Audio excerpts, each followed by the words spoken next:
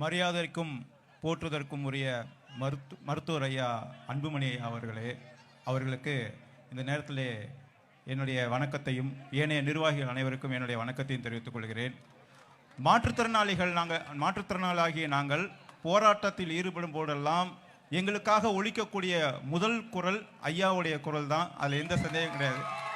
எப்பயுமே எங்களுக்காக குரல் கொடுக்கக்கூடிய ஐயா அவர்கள் தொடர்ந்து இந்த 2 நாளைக்கு முன்னாடி கூட எங்களுக்காக இந்த கௌரவ விரிவுரையாளர்களுக்காக குரல் கொடுத்திருந்தார்.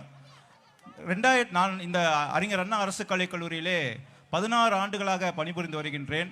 2008ஆம் ஆண்டு கலைஞர் ஐயா அவர்கள் முதல்வராக இருக்கும்போது அரசாணை 150 என்று ஒரு அரசாணை வெளியிட்டார். அதில் அரசு துறைகளில் 2 ஆண்டுகளுக்கு மேல் பணிபுரியக்கூடியவர்களை பணி நிரந்தரம் செய்ய வேண்டும் என்பது அந்த அரசாணையுடைய விதி. ஆனால் நாங்கள் இதுவரை பணி நிரந்தரம் செய்யப்பட்டோமே என்று சொன்னால் செய்யப்படவில்லை.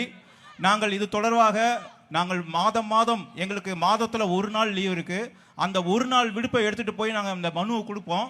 ஆனால் அந்த மனுவை கொடுக்கும் போதெல்லாம் அந்த அரசாங்கத்தை சேர்ந்தவர்கள் ஏதாவது ஒரு காரணத்தை சொல்லி எங்களை தட்டி கழிப்பார்களே தவிர எங்களுடைய கோரிக்கையை இன்று வரை நிறைவேற்றப்படவில்லை. மருத்துவர் ஐயா அவர்கள் அன்புமணி அவர்கள் எங்கள் கோரிக்கையை கனிவோடு பரிசீலித்து எங்களுக்கு இந்த அரசாணையின் மீது தீர்வு கண்டு எங்கள் வாழ்வாதாரத்தை உயர்த்துவதற்கு இந்த அரசாங்கத்துக்கு எங்களுடைய கோரிக்கை எடுத்து செல்ல வேண்டும் என்று இந்த நேரத்தில் அவரை பணிவன்போடு கேட்டுக்கொண்டு வாய்ப்புக்கு நன்றி கூறி விடைபெறுகிறேன். நன்றி, வணக்கம்.